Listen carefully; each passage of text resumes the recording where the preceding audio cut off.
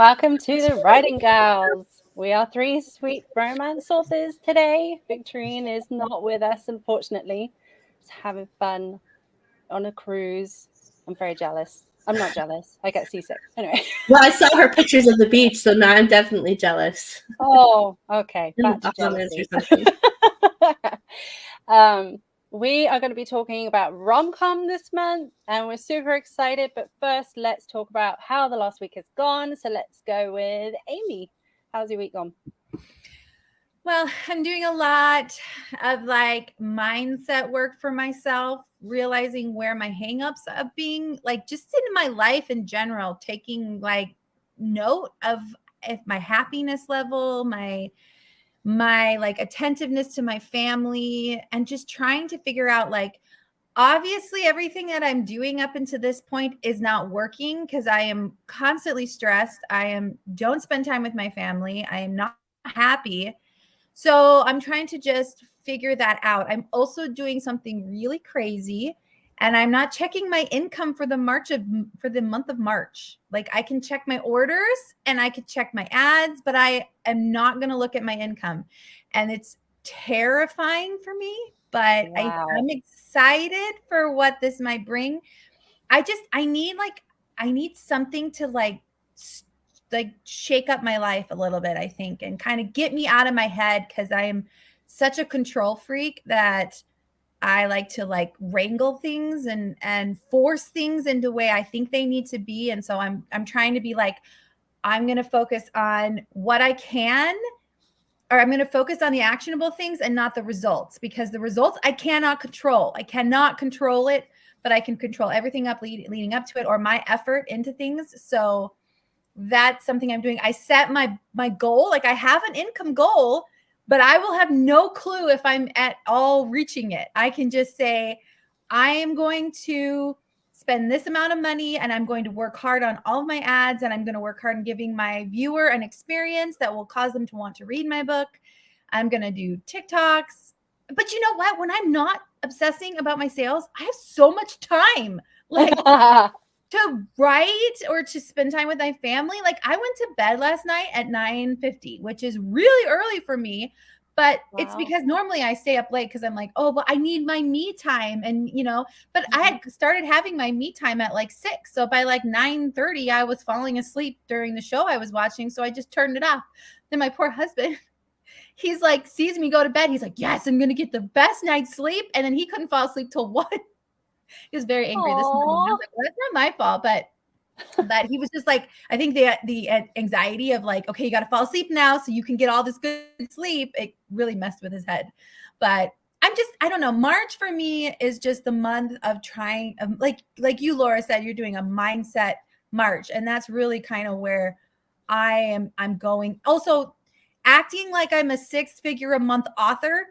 Now, even though I'm not, I'm going to act like I am. And what does a 6-figure a month author do? And that's what I'm going to do. So it's all about a mind game. But, I'm doing the normal TikToks, ads, getting my back crap together. Like 2022 is sell my backlist. So that's kind of what my goals have been. So I have a book due at the beginning of May. I may push it to June. And just really, getting my 57 books that I have selling, because really I shouldn't have to write another word. I really shouldn't. And I should be set and good with what I have out there. So it's also, and kind of rejiggering my previous thoughts. So I'm going to talk a lot about this in the Writing Gals, but like things that really gave me mental blocks that shouldn't have, that we are continuing to perpetuate in the writing community, that I don't necessarily think are true, and changing, facing these assumptions that I have about writing in the writing community, and like asking myself if they're true. And then if they're not true, then what is the truth? That sort of thing. So I'm going on a journey. I'm like Frodo. I'm on this super long journey. So you can join me. It's so exciting. It's really inspiring to watch. Just literally like talking to you for the last few days, we've been talking a lot about mindset, and just seeing you, like I can see it in your face, you look so much lighter than you were last week. like you're so much less stressed out. And I think that's really, really cool. I don't think it's for everybody, this challenge to not look at your income. Like for me, I realized very early on, I was like, this is like a one man's meat is another man's poison situation. Because for me, I was like, oh no. But it's so cool to see. So it's going to be interesting to see your journey through the month to see how you are. But I think it's really like, what do you need personally? And for me personally, this is what I need. Like, I need to do this to myself. I need to gain that faith and trust back in myself that I know what I'm doing, because I think we get scared, or we look at other people and, well, I'm not doing that, so then I can't have what they have. And I really kind of need that. Although I did say, like, my husband can check my income in case I feel like I'm going off the rails, but I'm checking orders, I'm checking ranks, so I have an idea of where I'm at, but I just cannot check that other stuff, the actual number, because the actual number really gets in my head and messes me up. Very interesting. Okay, Michelle, how has your week gone? Well, I'll just start off by saying that I never check my income anymore, but it's a sign of like me failing. Oh, It's just depressing. So I stopped checking it a long time ago. I think I've checked my sales like at the end of the month this whole year, and maybe for a few months before then. But do you check your Vela stuff though, or do you not? check it more like when I first started, when it first went live, I was checking it every day, but I don't check it anymore either. I check it like to see if they've announced bonuses. So towards the end of the month, I'll kind of like take a peek at it, but I'm not keeping an eye on it either. And I think part of my mental health, yes, but just in general, like my burnout recovery process has been to try to figure out what it is that's stalling me out and what it is that's causing me resistance when it comes to writing. I was listening on the way home from a trip last night to Kay Moylan's Helping Writers Become Authors podcast, and she did a whole episode about when to know if you need to take a break from writing. And she talked about how she took a whole year off for the first. She'd been writing for 20 years, and she took a whole year off writing this last year because she recognized in herself that she needed that. And I definitely don't think I need to take a whole year or any time off necessarily from writing. But a lot of what she talked about made me think about why I'm struggling in so many ways. And I do feel a huge amount of resistance. Sorry, I don't know. I think my girls are not letting my dog in the room with them. Anyway, that I want to write, and I have stories singing in my head and pulling at me to get done. And then it just is such a struggle when I actually sit down and I write more than like 500 words to keep going or to come back to a part that's hard. There's just such an internal resistance within me. And so much of that, I think, is coming from the pressure of feeling like I need to write what my readers are expecting from me and to write to earn money. And so I'm trying to figure out how to rediscover the artistic and creative joy of writing again, which is probably why when I was gone this week in a hotel room by myself all day, I ended up writing on a third story that was not part of my plan, but it's one I've actually been dying to get to for like 6 months or so. And it felt so good to just write in something that my readers don't know about, that I don't have a deadline for, that was just for me because I wanted to write in it. So I think that for me going forward, a huge part of my work is going to be figuring out how I can get back to writing commercially again to some degree, while healing myself and having fun and enjoying, what really matters. So I think our readers who've been with us for a long time have watched our journey from the beginning. And Laura's even shared quite a bit of hers, but like we started out, not making much at all with our writing. And then I had a very specific deadline and goal for my income, and I made that. And then we discovered writing to market. And so as writing guides, we've been teaching authors so many things. like how to write a book to market so that you can earn money, and how to release rapidly so that you can, gain a big market share. And all of those things still hold true. And there's still great viable ways to go to approach a career and make money. And so at the same time, all of us have gone through that stage where now we're also trying to figure out the other end of it. What toll does it take on you to do that? And how do you keep moving forward once you start having other consequences to the rat race of trying to earn money as an author? So I'm not writing a lot. I'm not being super prolific right now, but I feel like everything that I'm writing is good. I feel like my craft has come to a level to where I don't have to stress anymore about whether or not what I'm writing is good. I'm not saying it's like the best, but I'm just saying like it's not so much a question of is my craft okay now. My struggle is how do I write enough? So yeah, I think we're all quite aligned.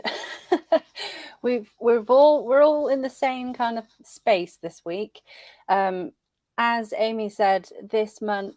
So last month, I like to have a challenge every month. I don't know if there's anyone else who relates with that, but for me, it's just easier to focus on one thing each month. So February was my Laura Goes All In on TikTok. March, I'm all about mindset.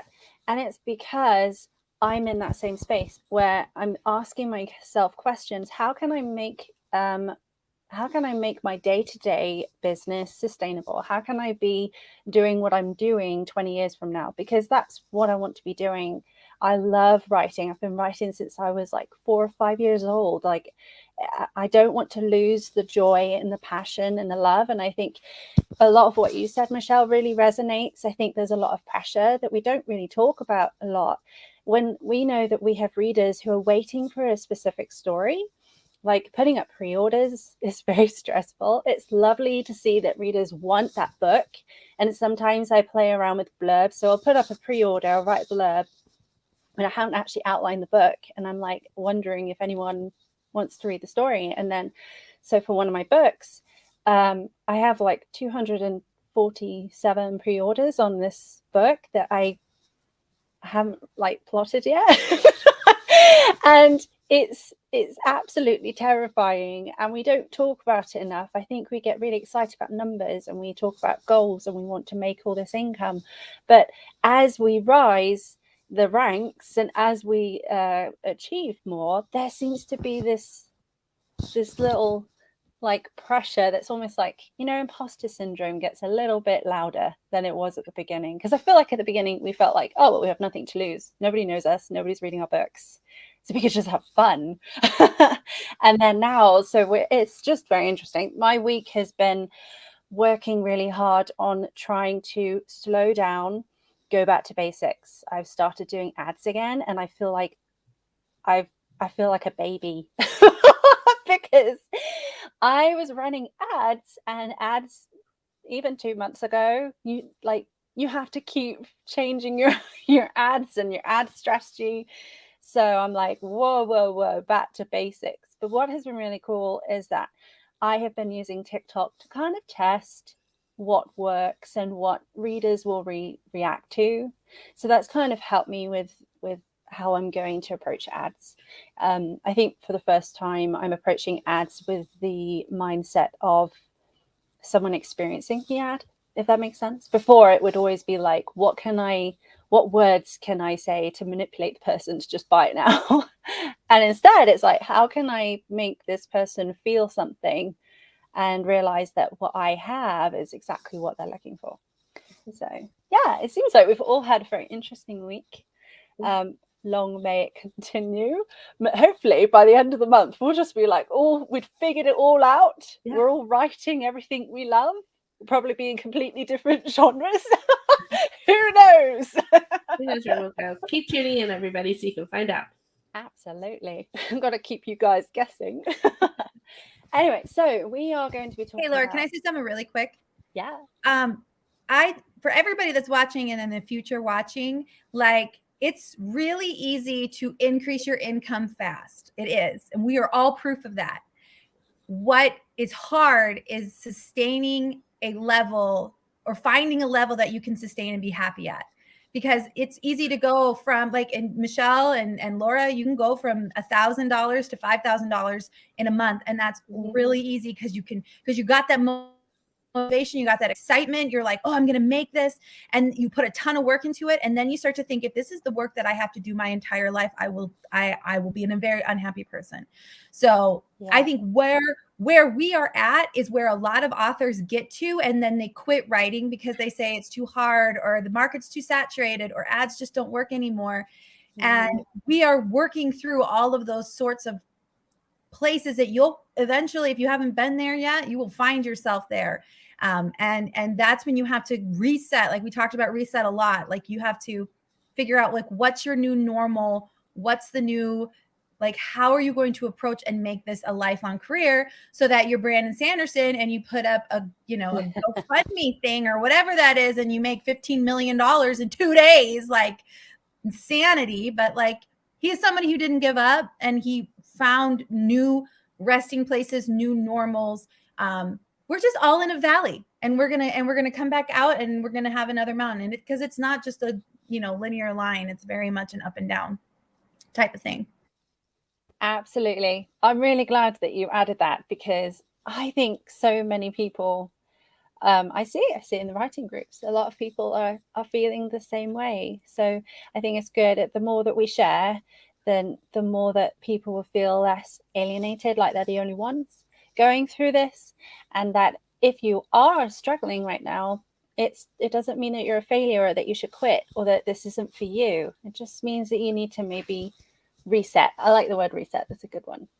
So hopefully this month, as we talk about Romcom, it's like a good way to, because a lot of the things that we're going to discuss can be transferred to any genre, because we'll be talking about some of the things that are like the foundations.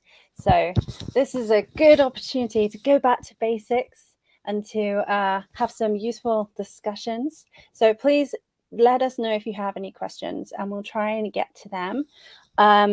But this week, I want to discuss sort of the stuff that you do before you want to write Romcom or go into Romcom. Okay, so the biggest question that we'll have to start off with, that we get a lot, is what is Romcom? How is it different from contemporary romance that has funny bits in it?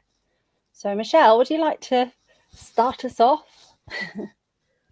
Yeah, so back before the big clean and wholesome rom-com surge, which was different than rom-com in general, as usual, clean and wholesome is kind of like always behind the rest of the romance market a little bit. Everybody was writing women's fiction for a while. Like there's this huge shift with all the sweet and clean romance writers shifting over to women's fiction. And a few of us were like, well, that doesn't necessarily fit me, because I don't even, like, personally, I don't even read women's fiction. So I knew that's not something I would be good at.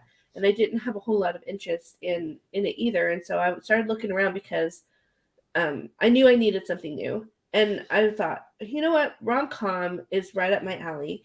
And I've been writing all these sweet romances for a long time that have funny parts in it. And I think so many people relate to that.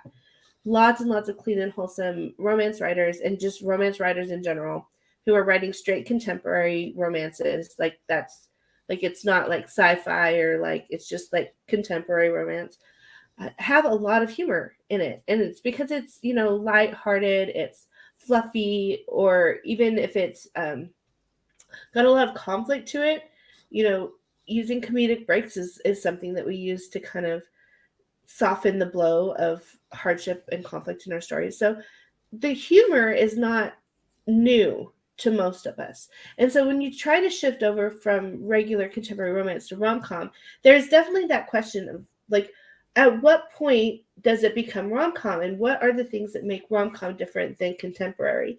And I had that question. And so I went and started really researching to try and figure out for myself how I wanted to approach rom-com differently than my regular contemporary romance.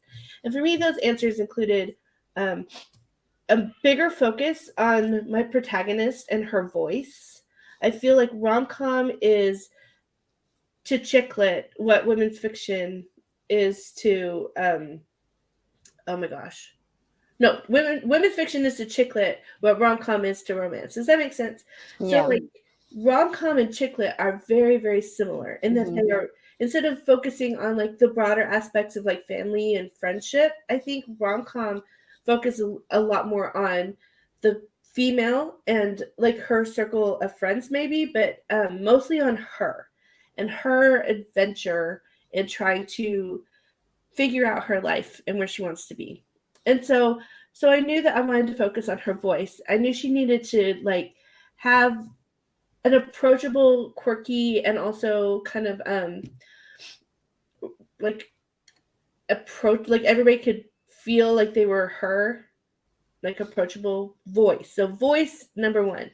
And also that it needed to not just be a few funny lines here and there, that it doesn't, not just a joke, not a little bit of funny dialogue, not a couple of funny things that happen. Like my first billionaire romance has, I think, one of the funniest setups that I've written anywhere, where the male character, everybody thinks he's dead for a while, and like what? Yeah, and the whole community is really sad, and they make T-shirts, and everybody's wearing T-shirts like in memory of Coach Nate and like all this sort of stuff. Like everybody truly thinks he's dead, and then he comes back and he sees like these memorials to himself and flowers all over the gate to his house and like all this stuff. And it was just something that like came out of nowhere, and it was funny. But that book's not what I call a rom-com, but it's kind of like more in like that situational humor I recognize as being an element of rom-com. And so I needed to take that and put more of it in. That rom-com is all about setup. It's all about situational stuff. It's about taking what is really, really hard in someone's life and setting them up to like fail in humorous ways that everybody can understand, and then like making it like humorous. So it's not, I think if you're trying to move a regular romantic like story and make it rom-com, you're gonna have to understand it takes more than just a few funny lines. It takes more than just witty dialogue or a few jokes. It really has to like have this foundational setup for the comedy. So I'll leave like you guys to tell your parts too, but I think those are the two main things for me. Yeah, absolutely. Voice is so important. And yeah, you made some really good points there. Amy, do you have anything to add? Well, I'm going to get into rom-com, and I did write Christmas Land, which was a Christmas rom-com. But I like agree with everything Michelle says. I also think like the best thing for you to do if you're going to start researching how to find a good rom-com main character is think of the people that you follow because they're funny in how they interpret the world and what they do. Like there's this lady on TikTok who I've now gone over to YouTube to follow. She has a lazy eye, and like she's like, lazy eyes are back. Lazy eyes are cool, because she's got like 1 million+ followers now on TikTok. And I love watching her because she just like, it's not really what she's doing, but it's how she's interpreting her world or what she's saying. And these like little like one-off comments she makes, it's super funny and enjoyable because I am not a witty person. And I think you don't have to be a witty person, but I like to be around people who I perceive as witty people. And so like just her personality, it's very much, a rom-com is very much around the personality of the character, and not like, you know, where we talk about being very focused in on tropes and stuff, which you should be in rom-com, but like her being a maid, like she's a maid in a rom-com, you have to take her as a main character and you have to level her up into a different arena, and there's certain expectations for her as a maid. Like I would think then it wouldn't just be like, you know, Maid in Manhattan, like the Jennifer Lopez movie. It's Amelia Bedelia. Like that's the next level of taking that trope and moving it into a new area where, you know, where it says like iron the whatever, and she's doing all these other things that she assumes are what they're saying, but they're not, because it's more there where it's at. And I also think it's not like, to me, it's not crude humor, because I think also like you could take it to a level where you're just like, well, this isn't really funny. Like you love comedians who make you laugh, but then you just hate it when they go gross, and you're just kind of like, well, that's just not funny. Like, you know, like this is one trick pony kind of thing, you know, like if the only kind of joke they make is like potty humor or off joke or bedroom humor or something like that, then you're looking for more depth, right? And more depth and a wider range of comedy than just like sticking to the low hanging fruit, right? Yeah. And then I also think it's another level of, it's funny because it's funny and you're not making it funny based on other things that are funny. Does that make sense? Like, Yeah. there has to be a level of originality to a rom-com that is not like, well, this was funny and I'm alluding to it, so then therefore what I'm writing is funny.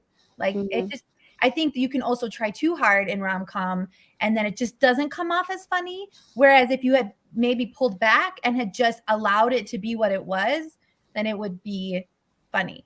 I don't know if that makes sense. Yeah. I think that's a great point to remember. Like, if you're forcing the humor, like, readers can tell. That's why it's hard. Like, not everybody can write rom-com in a funny way. I mean, like, as much as you might want to, you're going to have to find out for yourself, because sometimes you just are forcing it too hard. And comedy, like, as much as stand-up comedy is something that people have to learn for years and years and years, I think learning to write a rom-com is a really high level of craft to pull off successfully. And so don't go in just like trying to force the humor too much, because I would even say like romantic comedy and in its like most ancient form just means a story that doesn't end in death and trauma. It means it has a happy ending, really. And so, but it's evolved since then.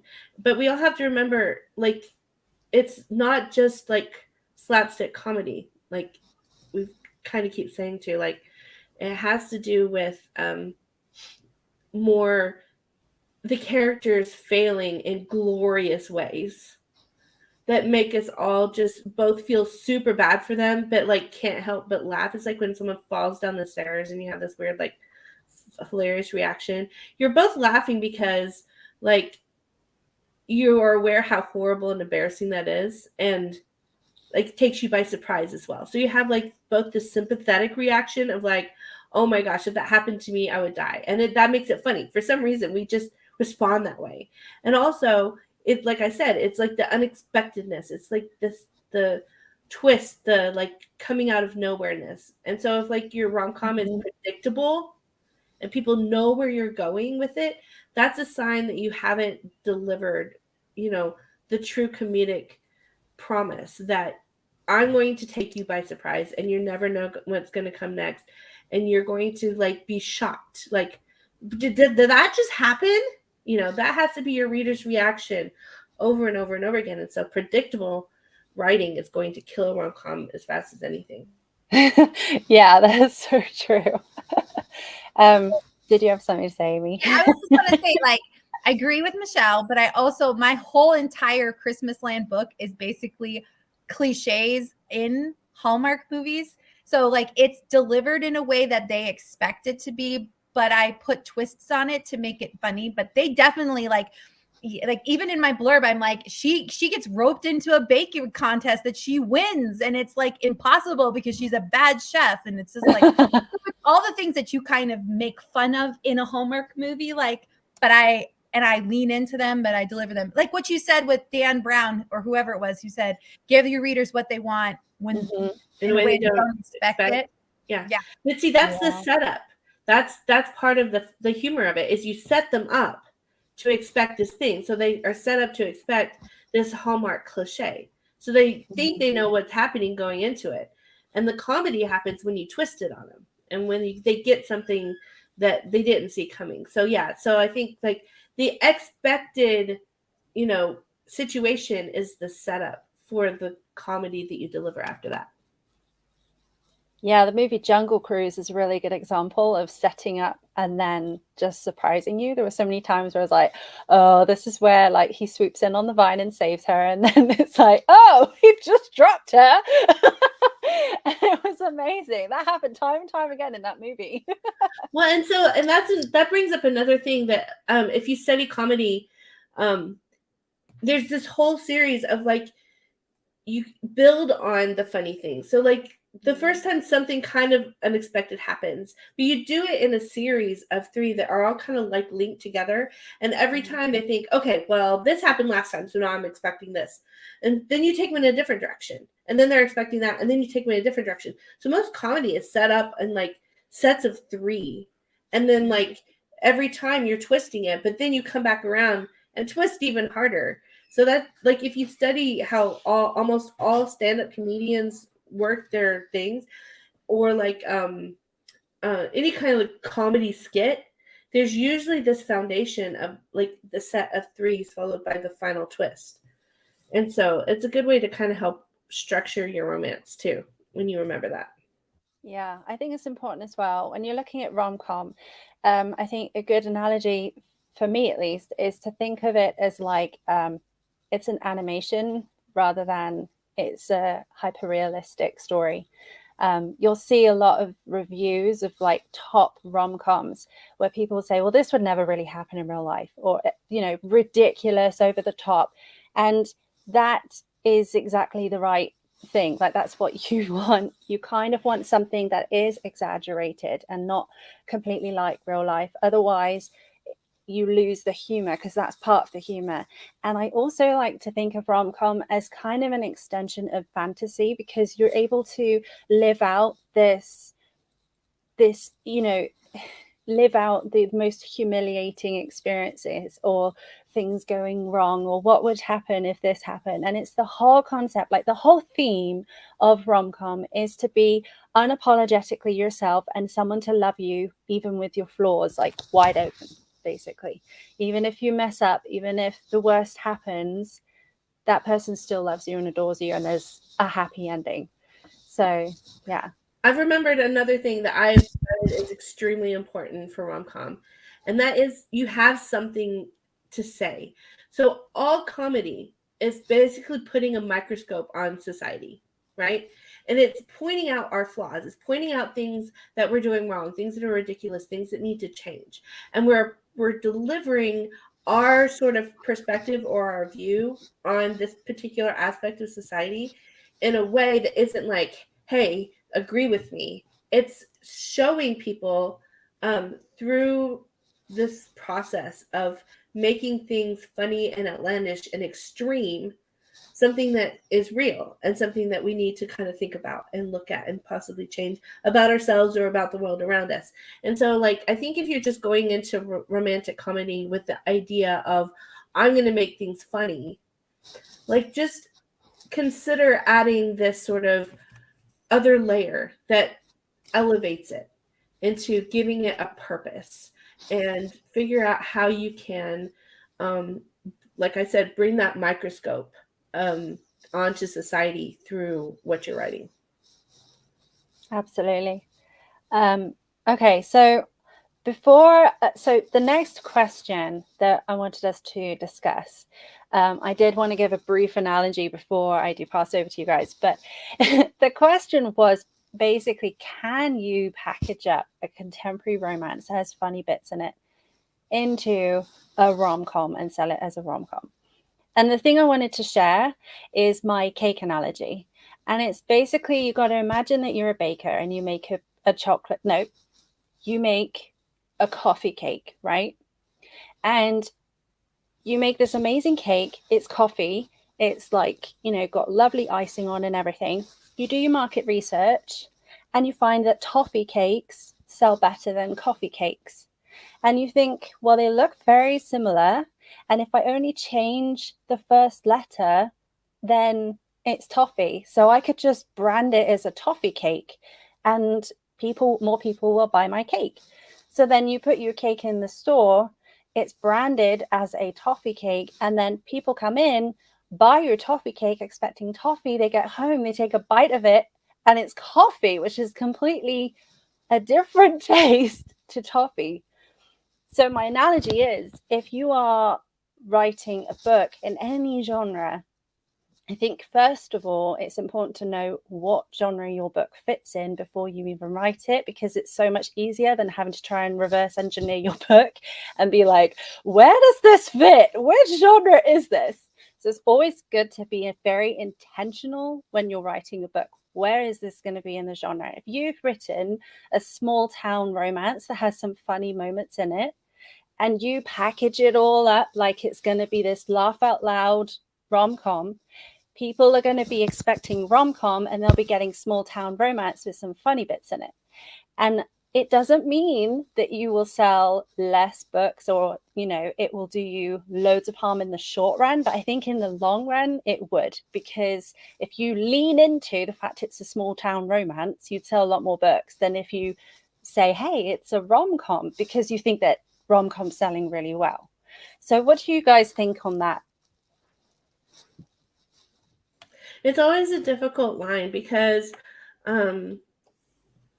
there's like two ways to think about it. One, you're right, it probably will sell. You probably can have success if you simply like latch into the branding of something. And I don't know that readers are necessarily going to catch on that what they read wasn't like the chef's kiss kind of romance, right? Or romantic comedy. They might really just enjoy the book because it was well written and it was a good story. But sort of like on an idealistic level, I think all of us would love it if our categories were pure, right? If like readers could come to a category on Amazon and they knew that what was in that category was going to meet the expectations that they came there with. And I think women's fiction dealt with that for a long time, where they maybe were looking for a women's fiction, but they were finding like a romance packaged as a women's fiction. And I think that in just regular contemporary romance, we've seen that, because there are a lot of especially trad pub stories that are at the top of the bestsellers list that aren't actually even romance. You know, they have romantic elements to them, but they're not romance. So I think it does a disservice to the category to not have it meet the category expectations. And I say category versus genre because it's a little bit more clearly defined. Within romance, there are a lot of different categories, and they all have their own sort of guidelines or rules or expectations. And I think knowing what that is and delivering it is just a good thing to do as an author. And I think down the road, if you're able to deliver truly what that category wants, then you will become recognized as an author of that category versus just a good romance author. So like a lot of people may pick up your book because they think it's romantic comedy and enjoy the story, even if it's not romantic comedy. But are they going to necessarily think, oh, that was the funniest book I've ever read, I'm going to go back and read and look? You know, it's just trying to really hone your craft by category and live there if you want to build a name within that category versus just like, I don't know, building your name as a regular romance author, because all the categories are romance that, you know, you book might fit under. But I don't know, it's kind of hard because even for us who write it, it's kind of hard to say this is the line between romance and rom-com. And I don't know that readers even care as much as writers do all the time. But maybe if we all did a better job of it, they would care and they would recognize it. I don't know. What do you think, Anne-Marie? Well, I think I have a lot of feelings about this, and so I will try not to share them all. But I think that there are concrete lines you cannot cross. So, like, you cannot say your book has sex and then not have it have sex. And you can't allude to it that it doesn't have sex, but then it does. Those are hard and fast lines you cannot cross. I don't even think we're anymore at that point where shirtless guy equals steamy. There are so many authors now who are starting to put discreet covers on their books, which will be couples, you know, hugging. You have Skye Warren. She has a violin on her cover. She's got an element on her cover which speaks to fantasy in the fantasy genre, but her book is not fantasy. you could not take a dark romance with bully and turn it into and repurpose it as a rom-com cover. But I try really hard now to not put people or genres in categories of things need to look this way. Because as much as Romcom wants to say they started vectors are huge in YA. They have YA was starting to do vectors on their covers well before Romcom did. But you have Romcom where you have vectors and you have Romcom like Michelle's, which has a person on the thing. Both are Romcom.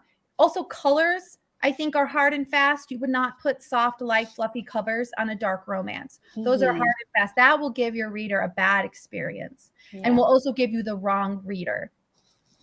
Now, I am the type of person, I write multifaceted books.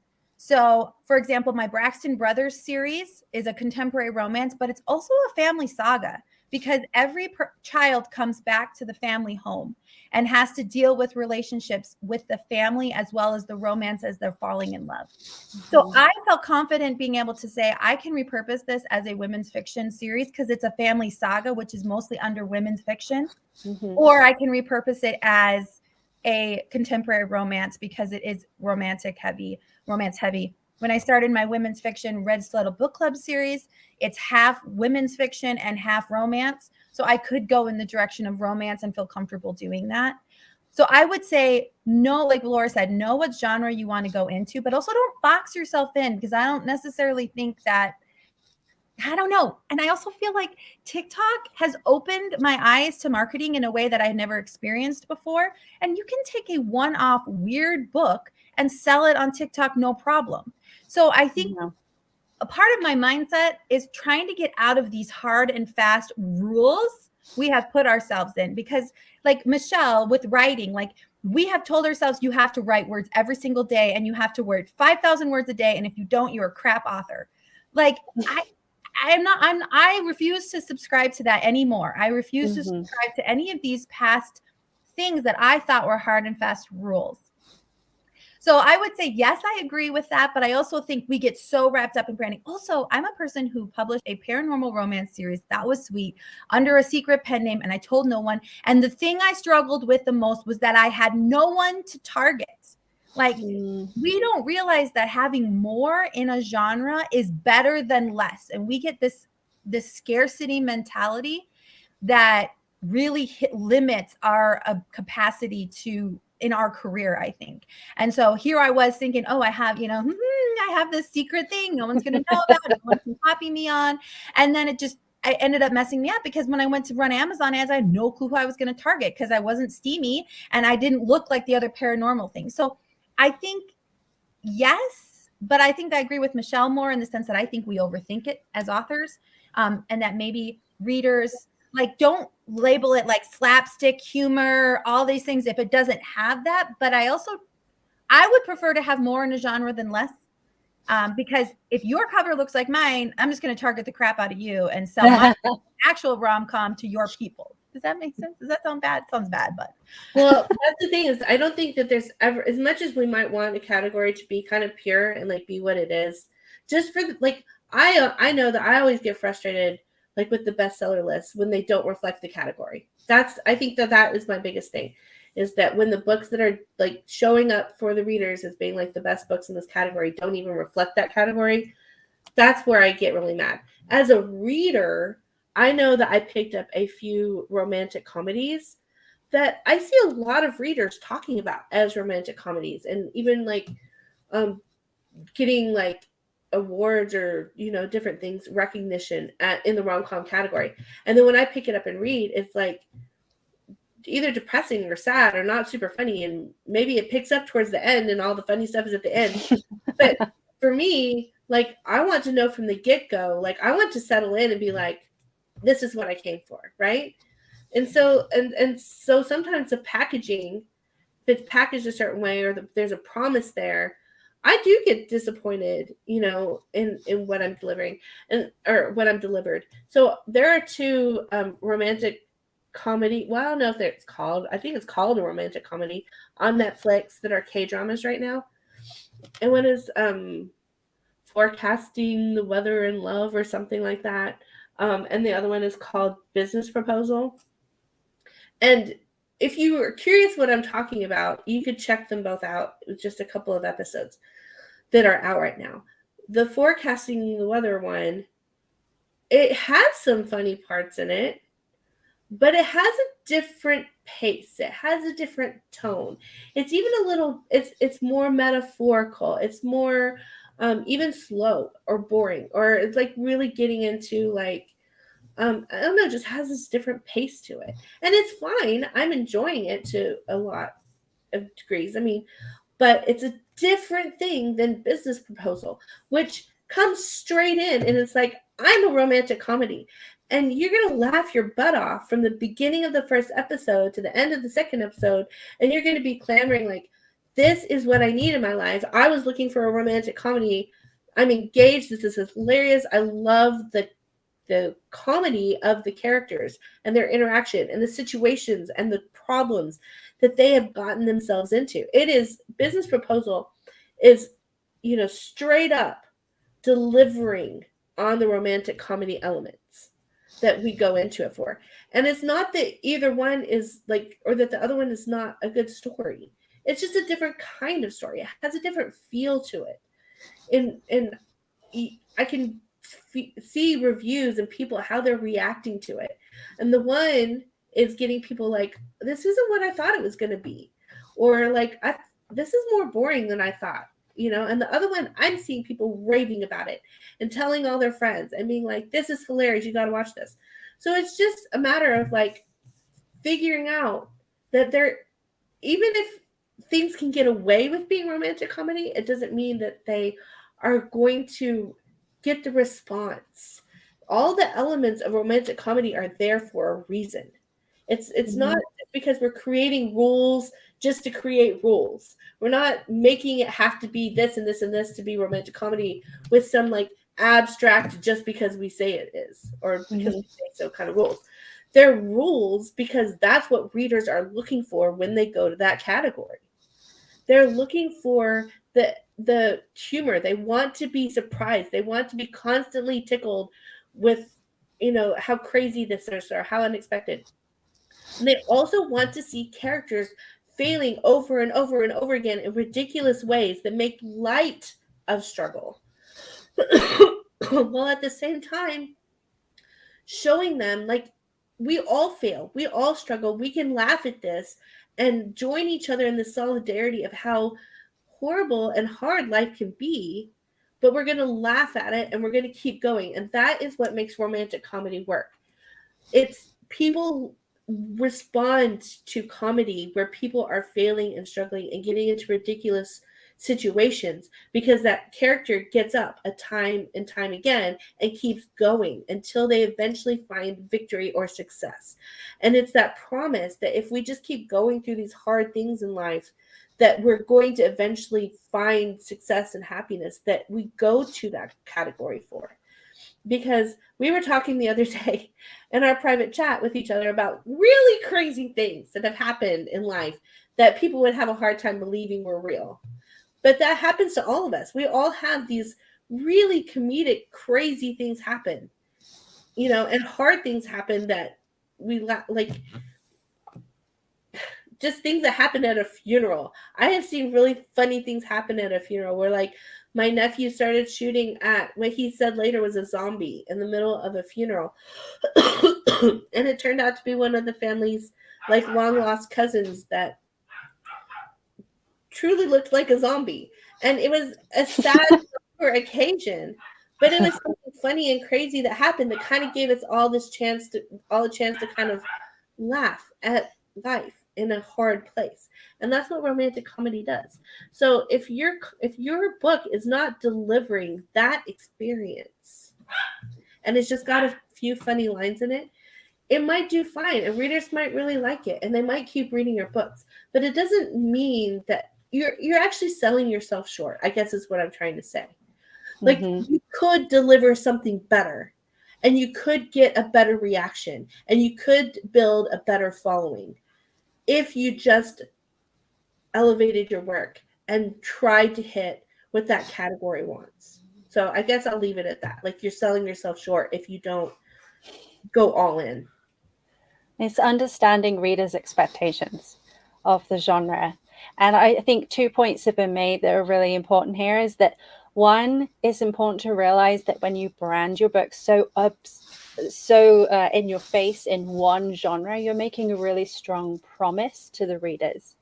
But also, you don't have to brand your romantic. If you think you're writing a romantic comedy, but it also has these other elements to it, you don't have to brand it so much in just one genre. And the beauty of we're finding with TikTok is you can just reach readers with your story. So a compelling little scene is enough to sell someone your story, and they just want to have that experience. So it's important to remember when you're writing in any genre, but especially rom-com, if you want to go all in and really advertise as this is going to be a laugh out loud, silly, fluffy rom-com, that you need to make sure that you deliver it. Otherwise, don't push yourself to don't like throw the signs out like, hey everybody, this is stand-up comedy time, and then it's like sad and depressing halfway through the book. And yet, don't also think that because you're writing a romantic comedy that you can't make your readers cry. That there can't be tragedy, that there can't be moments of utter despair. Mm-hmm. Because that actually, I always read from the masters of comedy that comedy is built out of tragedy. Pain. And pain. Like, comedy is a reaction to pain, right? Mm-hmm. And so, like, understand that just because you're writing a romantic comedy where people are laughing all the way through, it does not mean that you can't have those elements. In fact, you should have them.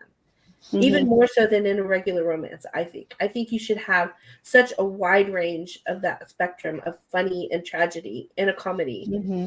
that it really makes both kind of level up and matter more and understand that they hold hands with each other. Absolutely. In pretty much all of my rom-coms, either death or family estrangement is part of the storyline, or there's some sort of pain that's happening that especially when it's the heroine who deals with pain through comedy and making jokes, a bit like Chandler from Friends. He's always covering up his tragic past because of, all of his jokes. Yeah, absolutely. And if you have that, if you can put the sad layer in your rom-com, you'll add this extra kind of meat to it. And that's what's relatable. And that's what readers come back more for, because they go, I don't know, I think it's just so compelling to read a story that you can relate to and you can cry. And then the next page, you're like shocked because something unexpected happened and you're laughing. Like I'm reading Sophie Kinsella's book, Wedding Night, at the moment. And it went on and on about this awful divorce this woman is going through. And then literally at the next page, she's at a big party function that she was planning. And her son runs in with a Nerf gun and starts shooting everyone with Nerf bullets. And I'd gone from divorce, that's so, to, so I was laughing out loud. That's the best feeling ever, isn't it? Yeah. And that it teaches us all how to respond to tragedy. That's why I think we like rom-com, is it shows us a way forward for how to respond. And I would like to say one more thing about rom-com expectations. When I talked about like your character voice, I don't think that your character has to be super witty and funny. I think a lot of people make that mistake, and they try and give their characters sort of like a forced funniness or wittiness about them. And I think some of the funniest comedic characters ever are the dry, like dour, deadpan kind of comedic character. And that's why so many romantic or comedy duos have the straight man in it. The funny one and then the straight guy that everything gets bounced off against. Your character can be like a miserable person. I mean, make them relatable, make them like somebody you want to root for. I'm not saying that, but I mean, like, just in general, they can just like be like, I hate this. What is this? What is going on? Why is this my life? Like, they can just be kind of sad about it.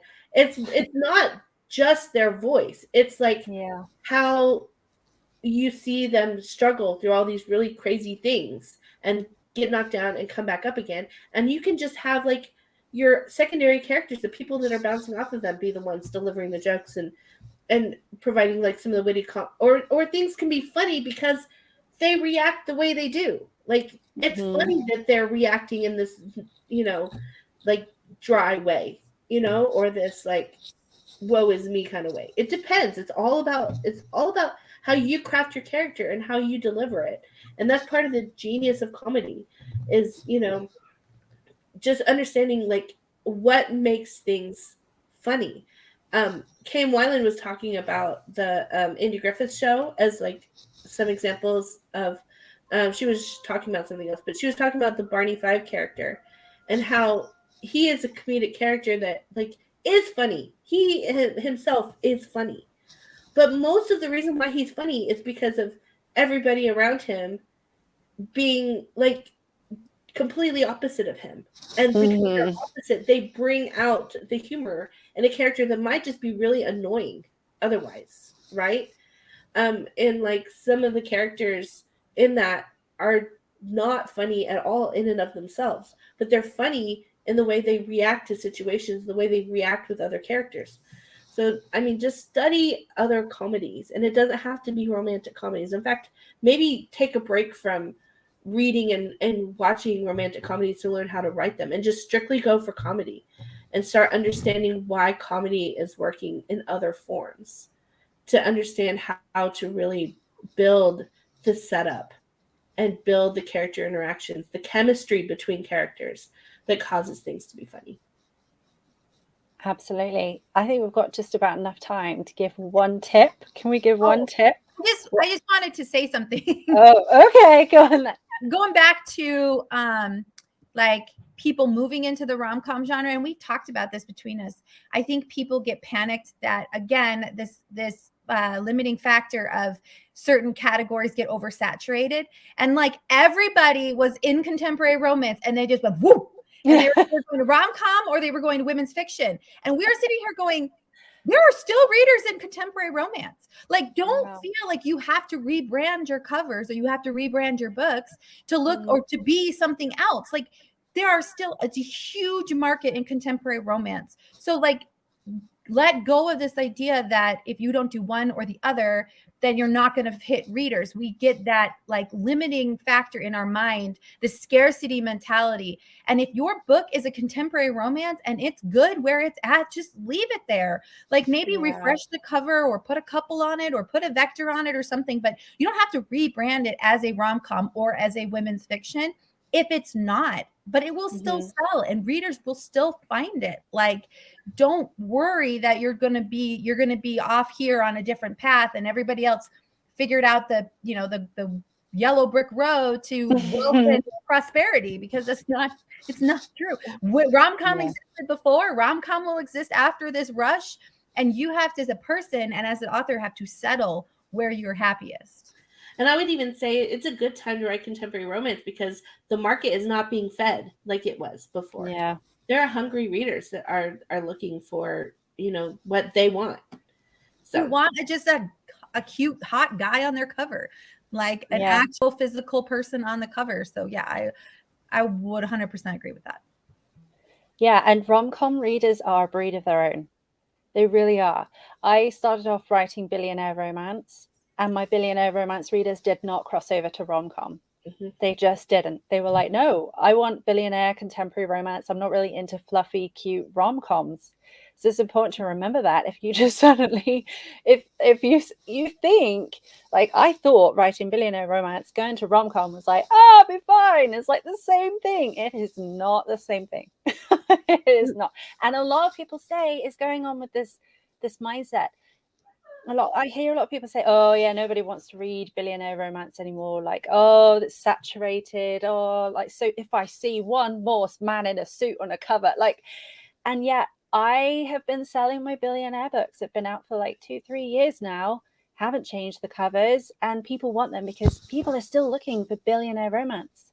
So these ideas we get in our mind, they're not fact. So I think definitely try things. Like if you feel a pull towards something and you want to see if it works for you, then give it a try. But understand that you're probably going to be more successful in the long run if you find you're happy where, like, if you do a Venn diagram between like what the market is saying it wants and what you like to write, then like where they come together in like the happy place between where you're enjoying what you're writing and you found your readers who like that thing. That's where you're going to have long-term success. Not if you're constantly bouncing around trying new things. No, I bounce around and try new things, but it's because I like a lot of things and I don't like to settle and stay in one place. I'll get incredibly bored and stop writing. You just need to find like your like what are your intentions? Why are you trying this? Is it just because everybody else seems to be successful there? That's probably not the best reason to jump into a category.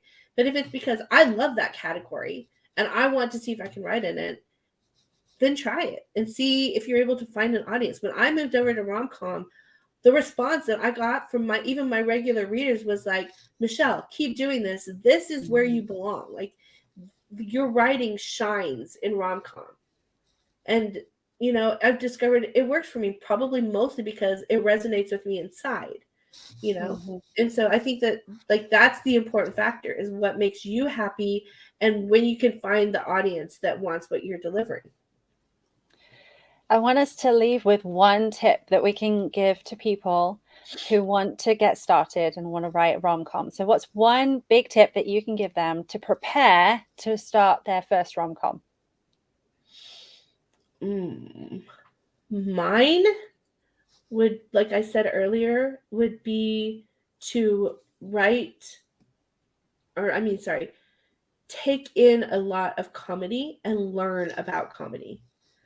Comedy is something that a lot of us think is something that we can just do if we're like a funny person. I know a lot of funny people in real life, and it doesn't mean that they necessarily have the skills to do stand-up comedy, right? Or to write a rom-com. If you look at all of the greats in comedy, you will discover that they spent decades of their life honing their craft and learning how to be funny for other people in the format that they were working on. So don't just go into it without doing your work. Like any element of writing, it takes research, it takes time in the seat at school, teaching yourself, educating yourself about comedy. So that would be my thing is don't just go straight into just writing it. Like do some work to educate yourself. That's fantastic. Amy? Oh my gosh, this is a really hard question. But I would say for the one rom-com I did write, if you think it's funny, there's probably a likelihood a lot of people will think it's funny and to grow off of that. So like, you know, for me, it was like, I honestly watched a TikTok video of that lady who was like, all right, I'm in Vermont and I haven't been approached to by this person mayor asking me to plan a fall festival. Like the whole like Disney lied or Hallmark lied. I really love that concept. And that's where I came. I'm like, what if there was literally a town that promised Hallmark experiences? And that's just kind of where I went from there. And so like, I think like what Michelle says, like absorbing things, but not necessarily just looking for comedians, because that's great, but they do hone their craft. Like look at what other people are doing or find things that people are talking about. Look in comments of what, you know, we're all on social media. Look on Facebook. I mean, everybody was literally sharing that TikTok over and over and over again because it resonated so much with people. So I think it's about finding that thing that we all love or we're all used to and putting a different twist on it. Like your fairy tales or my fairy tales or something like that. Like that, I think is what mainly makes a rom-com. But it's also not like using it to be the funny part. Like find a way to turn it and make it funny in your own way. That's brilliant. Can I say absolutely go for it? Don't settle. When you are working on a scene in a rom-com, and you think you found something that's funny, don't settle on your first idea. And I would say that almost in any writing, but especially in rom-com, like keep digging, keep brainstorming, keep, you know, the process of like, okay, this is funny, but what would be funnier? Keep pushing yourself because that is, in my experience, what has developed into, you know, the most magical moments where things just seem to come together in this like cosmic way is when I stop going with my first idea and I keep looking for a better twist or a deeper moment or something funnier. Like what would make this funnier than it already is? And keep brainstorming until you will know the moment when you've struck gold, right? And until you've really pushed yourself, don't be satisfied. That's brilliant. Mine would be to practice by writing down any embarrassing stories that have happened to you, anything that's happened to you in your life where it brings that feeling of like you're humiliated or you're able to laugh at yourself. Like often I've had so many embarrassing things happen to me, but as soon as like if I fall in front of everyone, like my first reaction is to literally throw my head back and be like, like I will just laugh it off. And so if you practice through true stories or you search up on Google and look for like embarrassing dates or disastrous dates and read about them, and then you can see how they've been written, you can kind of get a feel for this voice that Michelle is talking about and this kind of these setups. And when you base it on something that's real, it becomes easier then to start thinking of things that aren't real to add to it. I felt like, Michelle, you wanted to say something. I just want to add to, like, those funny moments, like someone falling, like it's funny in and of itself. But what I'm talking about when I mean pushing harder is like what in your setup elevates that from just being funny to like mattering to the plot and mattering to the character. What is it about her falling that makes it even more funny or even more like tragic, right? Than just like that's kind of slapstick humor, having your character fall randomly, and it can get like an easy laugh. But what makes it funnier is how you set up, like what comes before that fall and what consequences that fall have that makes it funny in a higher plane, right? So that's what I mean by like not going with just your first ideas. Like how can you push it harder, you know? So and it's what came before that fall usually that's the setup that elevates it to a new level of funny. Yeah, that's so true. It makes me think of like those YouTube channels where they actually like there's a couple, Alex Myers, Jamie French. She's the one that did like if 80s had like a YouTube channel. She did that, the 80s makeup. Like, anyways, super funny. But like they do movie reviews, but in like a comedic way. And so like my favorite of all time, and I will continue to rewatch it, is Alex Myers doing the Twilight movies, because he's so funny, but he has a way of taking this like serious situation and making it like hilarious. And so I'm like, I think that would levels Twilight up into a rom-com, because this is a situation, and then he's like making like my favorite part is when Jacob goes to tell Bella's dad about how she's, this magical world, and he just starts taking off his clothes in front of the dad. And like, I don't think I even remember that in the movie, but Alex Myers like makes it hilarious about he's like he turns it to like, the erotic music, with the lighting, and here's Jacob taking his shirt off for Bella's dad with like no context whatsoever about what was going on. I'm like, that being in a book and then like through Bella's dad's perspective or something, or that happening, like that's hilarious. So like, to me, I'm like, those are the funny parts that you could add. So that would be like another level of research is watching people take serious movies and then adding a level of like comedic like level to it. So like, and what I mean by setup, just to make it clear for people, we can go a little longer today.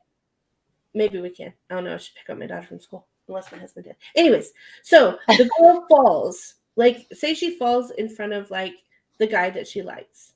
Okay, it's funny. Next scene. She is walking along, and she is super worried about falling again, right? And then you start throwing stuff in there, like the sidewalks are icy, and she wore this pair of shoes that she always slips in.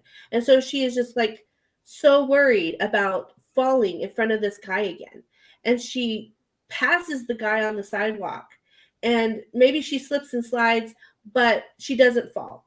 Okay, so it can kind of be a little bit funny. The third time around, if you make it to where she doesn't actually fall, even though she was sure she was going to, like you do this like element of 3, and then she doesn't fall, and the reader was totally expecting her to biff it. right? You write it so that they're expecting her to fall. And then she doesn't. Then the reader has this moment of like, oh, that was a surprise. Why didn't she fall? And then you twist it back around where she does fall, like down the road after she thinks she's safe. And then the guy is where he's not supposed to be and he ends up seeing it anyway. So you just like, you build on things that are a little bit funny and then you make it like more extreme and like, then you leave the reader hanging. You make them expect something, then you don't deliver, make them wonder what's going on. And then when they're not expecting it, you deliver it in a new way. So that is the setup of comedy. It's understanding that you are providing opportunities for the situation to get funnier and have bigger consequences and bigger stakes. And then you find a new way to deliver on that very simple, common, expected way to like be unexpected and funnier than you would have ever thought it could be. So that if anybody's wondering what I mean by setup, that's what the setup of the 3 elements of comedy is.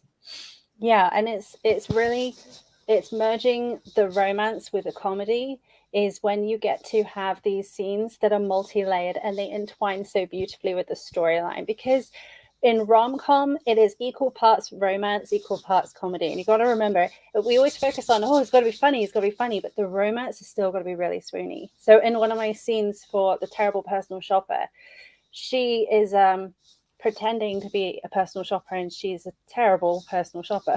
Spoiler alert.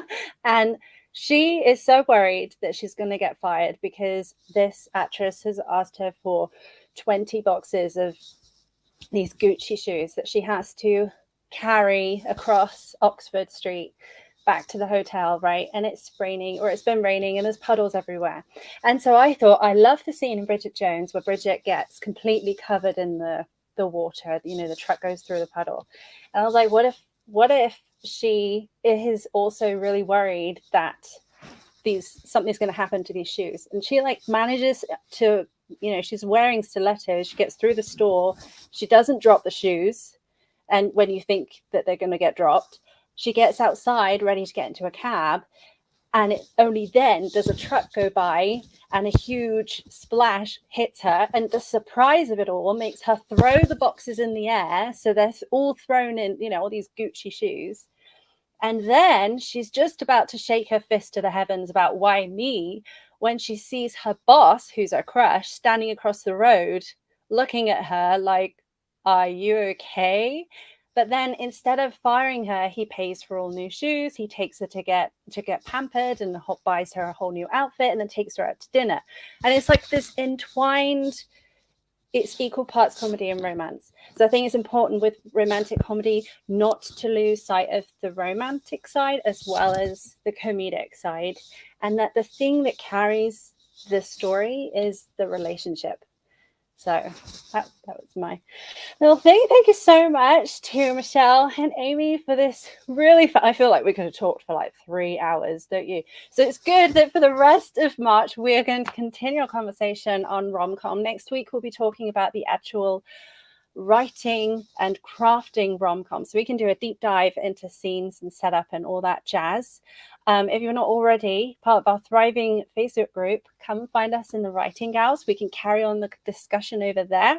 And if you haven't already, subscribe and click on that bell so you get notified when we go live. And we hope that you guys have an awesome week. See you guys till next time.